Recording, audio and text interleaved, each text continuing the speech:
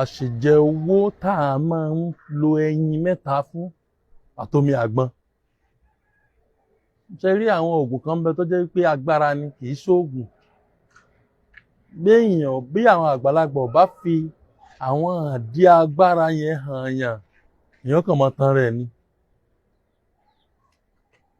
Ọ̀bá rẹ̀ yin ìbílẹ̀ déédéé, ọ̀bá rẹ̀ yin àgíríkì déédéé, ìwọ sáà ti wẹ̀yin mẹ́ta. Ṣe rí ìdí tí mo fi máa ń sọ pé ẹ wo iṣẹ́ mi lórí YouTube, ẹ wo iṣẹ́ mi lórí YouTube. Iṣẹ́ yìí wà lórí péèjì àkọ́kọ́ tí wọ́n ṣaction. Ó wà lórí péèjì ẹ̀ ní Facebook, ṣùgbọ́n lórí YouTube ló wà. Ṣùgbọ́n fáǹfààní àwọn tẹ́sẹ̀ ń darapọ̀ mọ́ wa kó lè jẹ́ wúlò fún wọn.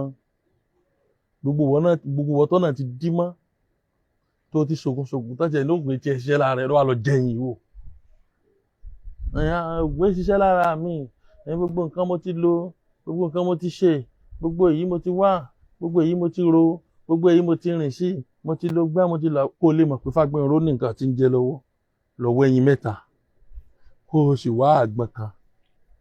Sórí ọ̀bá lu àgbọn yìí déédéé, ọ̀bá fọ déédéé, omi rẹ̀ la fẹ́ fi dín ẹyin jẹ. Tí Ọlọ́run bá fi ṣẹ́ yìí kányàn lé, béèyàn bá jẹ́ gbàjọba fi di 24 hours, ó yẹ kó dúpẹ́ fọ́lọ́run. Bí ó ṣe mọ ní ọmọ o, ọkọ ìyàwó ṣèyọ lọ́dí o, ó yẹ kó rí nǹkan tí ẹ̀ra ṣẹ̀ mọ́. Gbogbo wọn tó bá lo ṣẹ́ yìí, tọ́dọ̀ Ọlọ́run bá fàdúrà ran bàbá mi Edward lọ́wọ́, pé iwájú tí bàbá mi kọjú sí kọ́lọ́run jọ́ dẹ́yìn tó sì fílẹ̀ mọ́ bàjẹ́. Ṣé rí àwọn iṣẹ́ kan bẹ tó jẹ́ wípé ní ìdákọ̀ọ̀kan irúṣẹ́ ìtẹ̀ ni ó dá bó ṣe kan lọ́sẹ̀, ọ̀dà kí èèyàn máa jẹ́. Ọ̀dà níṣà ni owó kẹ̀kẹ́ wa, kọ̀ọ̀kan mú ẹyin kó sì mú àgbọn, ẹ̀wà ń lè bó, gbogbo ẹ̀tẹ̀ tí wá dojúrú, ọ̀dẹ̀ tí wá sáré, ó ti rìn kò yí ọ, ó ti wá gbogbo ẹ̀ kò yí ọ mọ́. Ìwọ lọ ra àgbọn kan tó lómi, òun lórí òun, àgbọn kan tó lómi, gbogbo bómi rẹ̀ bá ṣe mọ́ náà ni àṣẹ Ọlọ́run ló ṣe pàtàkì ń bẹ. Lórí kinní kan ọ̀nà tiẹ̀ wá dí, ọ̀nà yìí gbogbo ẹ̀ ò tiẹ̀ wá yé ọmọ, ó ti wá sáré sọ́tún, ó ti sáré sósì, ó ti wá lo gbogbo ẹ̀ wá dàbí ẹni wípé ẹlòmíì ní kò sóògùn mọ́ jèrè. Ṣé ẹni tó ní òṣògùn mọ́ sáà wàá bú ni pé kò sóògùn mọ́? Ìrìn àjò tó ti rìn, ṣe rí ló jẹ́ sọ pé kò sóògùn mọ́. Béèyàn bá rìn débì kan tó ti náwó, kí ni ó máa sọ? Ó lè ní irọ́ ni gbogbo àwọn babaláwo ń pa, irọ́ ni gbogbo àwọn oníṣègùn ń pa. Ilé ìwá ní ó ṣiṣẹ́ bá a ṣe rí púpọ̀, ó tún wá ṣiṣẹ́ àwọn àgbàlagbà. Tó o bá jẹ́ ọ̀yà àmì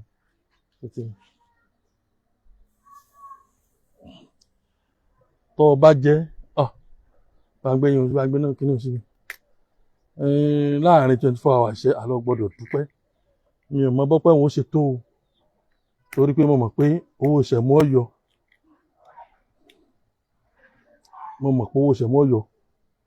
bó ìṣẹ̀mú bá ti wá yọ lórí ẹyin mẹ́ta àtàgbọn kan, ṣé kò yẹ kí n ò dúpẹ́ fọ́lọ́run?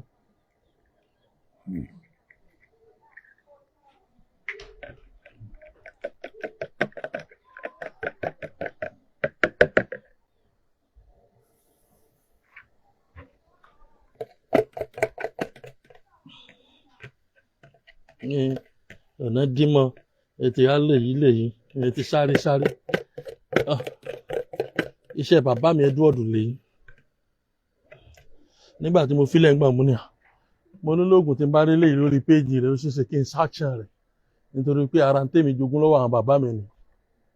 Àṣejẹ owó tó ya wèrè ni, àṣejẹ owó tó confam ni, àṣejẹ owó tó bàṣírí kíákíá ni, àṣejẹ owó tó ṣínà kíákíá ni.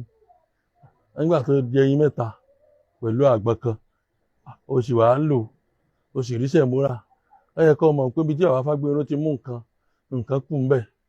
bàbá sọ fún wọn wípé pọ̀ bá ti rówó sóògùn ńlá wàá rọ̀ṣẹ́ Edward táǹtà 50,000, ọṣẹ ìtajà àǹtà 50,000, ọṣẹ àwọn àgbàlagbà kékeré àǹtà 50,000, ọṣẹ mọ̀fẹ́ là ń bẹ 500,000. àwọn sólẹ̀ wa ń bẹ lóníranran lóríṣiríṣi téèyàn máa ń ṣe tí fi dúpẹ́ fọlọ́run. bàbá sọ fún ọ pé kíní kan nǹkan kan ara àwọn nǹkan tí wọn náà lò tó fi mọ̀ pé tòótọ́ Fágbénró jogún tọ́pọ̀ lọ bàbá rẹ̀ ni. ẹ mọ̀ pé ẹni tó bá fògùn lẹ̀tẹ̀ sì ló tó jẹ́ pé bó ṣe ròyìn rẹ̀ náà lẹ́bà ó yẹ kẹ́ ẹ mọ̀ pé lóòótọ́ díẹ̀ ni, ó yẹ kẹ́ ẹ mọ̀ pé ibi tó ti mú nǹkan kan kù ń bẹ̀. tí bàbá yẹn bá ní mọ́ dúró ó yẹ kó mọ̀ wípé mọ́ dúró tó sọ̀hún ọ̀rọ̀ pọ̀ ń bẹ̀, torí pé bí èèyàn bá ti dúró tí ò sùn tí ò wá ara ro yóò padà débi tí ń lọ. má gbàgbé wípé àǹfààní bẹ lórí YouTube mi, Òrìṣàtọ́lá Fágbénró Herbal Medicine Limited. àǹfààní bẹ lórí TikTok mi náà, lórí Facebook náà Òrìṣàtọ́lá Fágbénró Herbal Medicine Limited náà ni. àṣìjẹ tó ya wèrè ni ṣẹ́rí pé kò sí nǹkan kan míì kún, ṣẹ́rí pé mi àgbọn ni, ṣẹ́rí pé ó ti ń dì fúnra rẹ̀. gbogbo ọtọ wa ń lo ọba ìwọ náà ṣe jẹ, gbogbo ọtọ bá lò tọ bá ráyè padà bá fàdúrà ràn bàbá mi lọ́wọ́. Edward Òrìṣàtọ́lá pé wájú tí bàbá mi kọjú sí kọ́lọ́njọ́ máa da ẹ̀yìn tó sì fi lé ọmọ bàjẹ́. ìwọ náà lo ẹyin kíní ìlú lọ ẹyin kò síbi tí ò sẹ́yìn, lo ẹyin àgíríkì ṣe dandan kọ́ lọ ẹyin ìbílẹ̀ tẹ́lẹ̀ lómi tó máa ní kò sẹ́yìn ẹyin ìbílẹ̀ níbi tá a lọ ẹyin àgíríkì, kò sí ìtòlò tí ò ní ṣiṣẹ́, kò sí ìtòlò tí ò ní ṣiṣẹ́. o gbọ́dọ̀ lo o gbọ́dọ̀ dúpẹ́, gbogbo ẹ dojúrú ẹyin kíní kan ìkẹkàn. bọ́ ọ bá lò tó rí ìyanu Ọlọ́run, bọ́ ọ bá bùn mí lówó èmi náà ó dúpẹ́ fún ọ, bọ́ ọ bá bùn mí lówó èmi náà mọ rírì rẹ. ìyẹn ni wípé ẹ̀ ń tẹ̀lé wa, ẹ̀ ń fọkàn tẹ̀lé wa. èyí náà rí pé ìgbìyànjú tá à ń ṣe tó jẹ́ pé ọ̀pọ̀lọpọ̀ wòlíì, ọ̀pọ̀lọpọ̀ àfáà, ọ̀pọ̀lọpọ̀ oníṣègùn ni wọ́n ti dolóògùn látara àwọn tí mò ń fi ilẹ̀. ẹnìkan pè mí níjọ́ kan ó ní bàbá oníwòlíì lòun, àwọn aṣẹ́ mi tóun ti bá pàdé tí wàá fi òun lọ́kàn balẹ̀ torí pé gbogbo tóun ṣe tẹ́lẹ̀ àsóhun ṣe ni àsóhun ò tí ì mọ tí ayé ń sọ ni. lẹ́nu ìgbà tí mo wá bá péjì yín pàdé tí mo sì ń ṣe àwọn iṣẹ́ yín mo rí pé nítòótọ́ Ọlọ́run fi iṣẹ́ yín ná bàbá yìí. mú kíní aṣọ wa ká fi sọ̀kalẹ̀ kí mi náà jẹ́ ń bẹ̀. bá ń pa kíní yẹn bá ń pa Ògún ti dé. tó o bá jẹ́ nírọ̀lẹ́ báyìí sórí kó tó di dèdè ìrọ̀lẹ́ báyìí níjọ́ kejì ó yẹ kó o dúpẹ́ fọlọ́run, ó yẹ kó o mọ̀ wípé owó ṣẹ̀mú yọ bá ń gbé pàṣọ ká orí kíní bì kí n máa jẹ́ ká yóò rí. ẹlòmíì lè mọ ní bàbá Fágbénró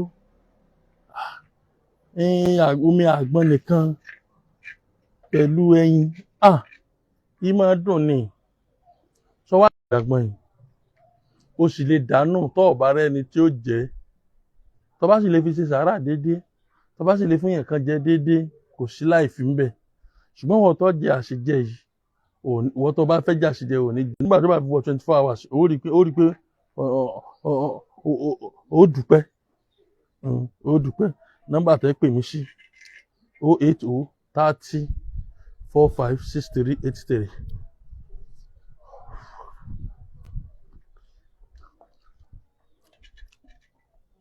080 30 45 63 83 òní nọ́mbà tẹ́ pè mí sí 080 30 45 63 83.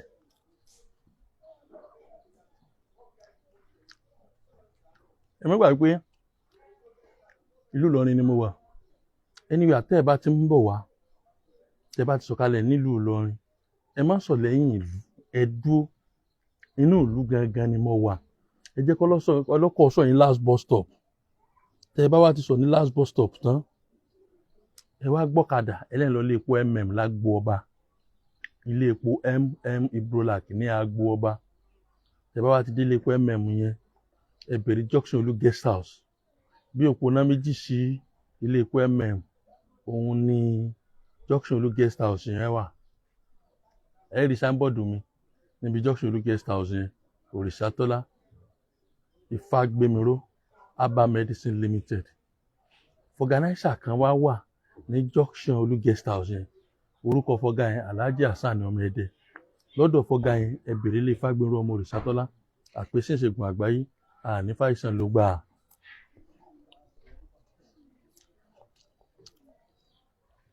Ìdààmú ayé ò ní jẹ́ tiwa. Kò sí ní tó burú. Àwọn bàbá wa máa ní aláṣejẹ kì í sọ́ọ̀tì. Ọ̀dà nísìn ààrẹ yẹn àṣì àjẹ́ oníṣẹ́ tẹ́yìn yóò ṣe fara. Omi àgbára oníṣẹ́ tí ń ṣe fara. O wà ní jẹ́ kó kábàámọ̀. Bí yóò ṣiṣẹ́ fún owó tó ń retí. Ní ká tẹ̀ ọ wá jẹ́ kinní kan yóò ṣiṣẹ́ fún àlàáfíà ara rẹ̀. Ṣùgbọ́n òun tiẹ̀ nílò kọ́ mọ́ dúpẹ́ fọ́lọ́run. Ẹ like, ẹ share, ẹ comment. Ire o. Ire gbàngbà.